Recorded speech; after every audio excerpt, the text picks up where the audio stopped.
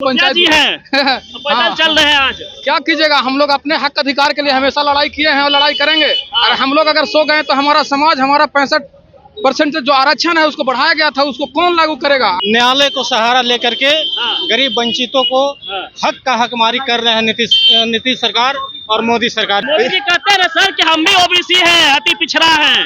OBC है, लेकिन जो आरएसएस कहता है ना उतना ही कहता है, रिमोट कंट्रोल है। 65% आरक्षण जो मिला उसमें मोदी जी कहाँ आगे आ रहे हैं, उसमें बोलना चाहिए उनको, नीतीश जी को बोलनी चाहिए। नीतीश कुमार की सुन रहे हैं मोदी जी? नहीं सुन रहे हैं ना, ये तो कठपुतली बना कर रखे हुए हैं। ये आंदोलन गया से अभी चालू हुआ है, ये आंदोलन बिहार नहीं पूरा देश में चलेगा।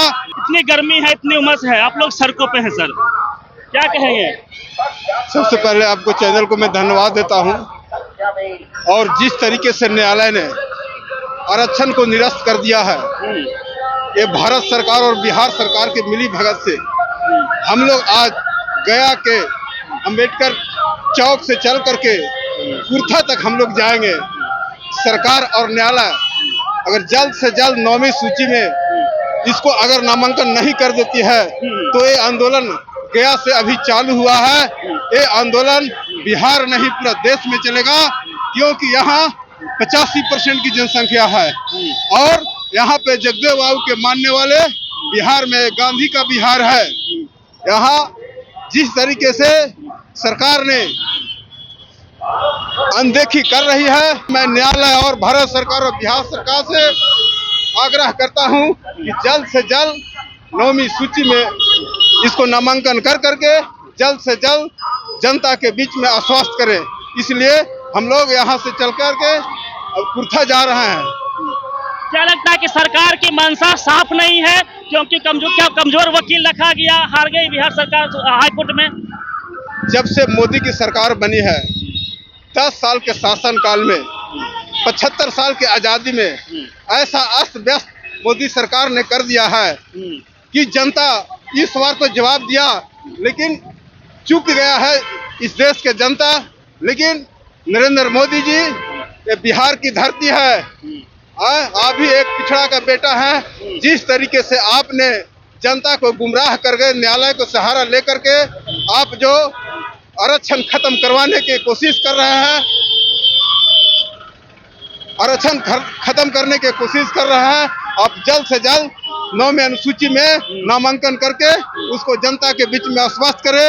और मांग है कि प्राइवेट सेक्टर में, निजी क्षेत्र में 65% दलित, पिछड़ा, ओबीसी को भी नौकरी मिलना चाहिए।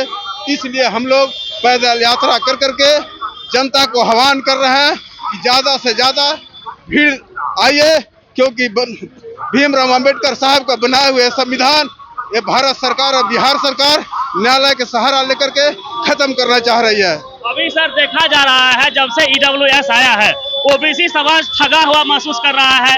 ईडब्ल्यूएस का जो कट ऑफ है वो ओबीसी से कम जा रहा है। क्या हकमारी हो रही है ओबीसी की?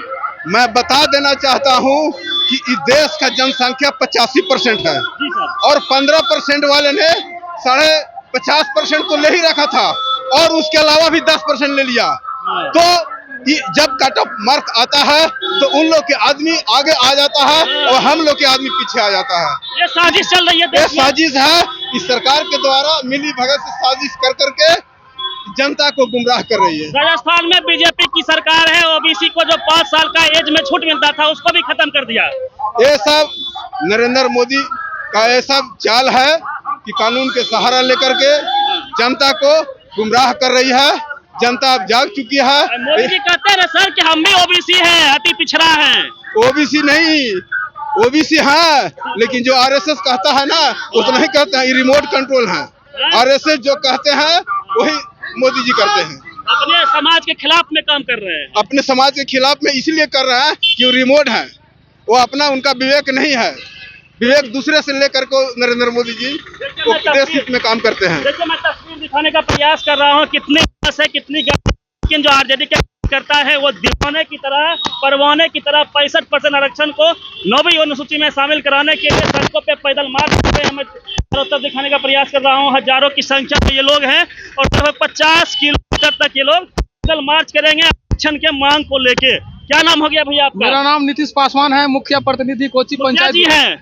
पैदल हाँ, चल रहे हैं आज। क्या कीजिएगा, हम लोग अपने हक अधिकार के लिए हमेशा लड़ाई किए हैं और लड़ाई करेंगे। और हम लोग अगर सो गए तो हमारा समाज, हमारा 65% जो आरक्षण है उसको बढ़ाया गया था, उसको कौन लागू करेगा। हम लोग निश्चित रूप से रोड पे चलकर हम सरकार से मांग करते हैं कि हम लोग को जो आरक्षण है उसको निश्चित रूप से धरातल पर लागू करे।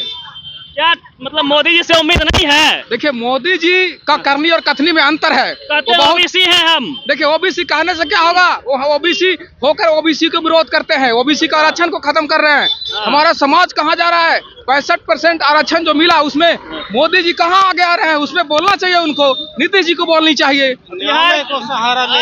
न्यायालय को सहारा लेकर के गरीब वंचितों को हक का हकमारी कर रहे हैं नीतीश सरकार और मोदी सरकार जी ने। अब विशेष राज्य के दर्जे पर भी मोदी सरकार ने स्पष्ट कर दिया कि अब नहीं मिलेगा बिहार को। नहीं मिलेगा, तो ये नीतीश सरकार को आईना दिखाने का काम किए हैं मोदी जी। इनकी सरकार, इनकी जो ऐसे वजह से आज मोदी सरकार है तीसरे चरण में, इनको तो हक से लेना चाहिए और नहीं मिलता है तो इनको सरकार गिरा देनी चाहिए। सरकार गिरा देनी चाहिए। गिरा देनी चाहिए। वही बात कर रहे हैं आप। हाँ, गिरा देनी चाहिए इनको। नीतीश जब जी बिहार साथी हैं। नीतीश जी बिहार में राज कर रहे हैं और इनको जो है से इनकी वजह से उनकी सरकार बचा हुआ है और इनकी भी अधिकार नहीं मिल रहा बिहार को, तो ऐसे सरकार में रहने की क्या उचित बनती है? नीतीश कुमार की सुन रहे हैं मोदी जी? नहीं सुन रहे ना, ये तो कठपुतली बना कर रखे हुए हैं। क्या कहेंगे चाचा, इतने गर्मी में पूरा एकदम क्या कहेंगे? गरीबियों को जो अधिकार है, जो सत्ता वाले लोग अपने हैं, उसको हम लोग यात्रा लाल प्रसाद यादव जी के मार्गदर्शन में और आदरणीय तेजस्वी यादव जी के नेतृत्व जो जातिगत जनगणना कराकर 65% आरक्षण जो गरीबों का लागू किया गया और उसके तहत सामंती मानसिकता के लोग इसे लागू नहीं होने दे रहे, इसी के लेकर हम लोग पैदल यात्रा कर रहे हैं। क्या लगता है क्यों नहीं कर रहे हैं वो लोग? मोदी जी जिन लोगों से घिरे बर्दाश्त नहीं होंगे, तो दिया गरीबों को वो नहीं है। अच्छा, 8 लाख रुपया जिसका इनकम रहेगा वो गरीब है।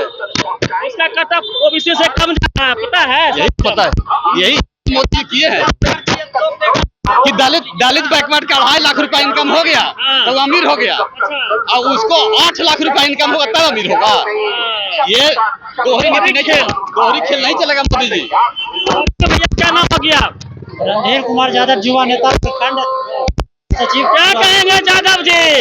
हम ये करेंगे कि जो 65% आरक्षण से जातीय जनगणना करा के पूर्ण रूप से महागठबंधन की सरकार ने जो देने का काम किया था, गरीबों का जो अधिकार देने का काम किया था, उसको पूर्ण रूप से फिर से बहाल किया जाए और संविधान के 9वीं सूची में उसको लागू किया जाए, जोड़ा जाए। अगर नहीं जोड़ा गया तो हम लोग सड़क से लेके सदन तक मार्च करेंगे और हम लोग 65% आरक्षण लेके ही रहेंगे। 65% आरक्षण को में ये लोग जो है सड़क पे मार्च कर रहे हैं। 50 किलोमीटर गया में की धरती गया में इनका पैदल मार्च है। लगातार इनका डिमांड है कि 65% आरक्षण है उसको 9वीं अनुसूची शामिल किया जाए। पूरी बातचीत पे प्रतिनिधि रवि मेहता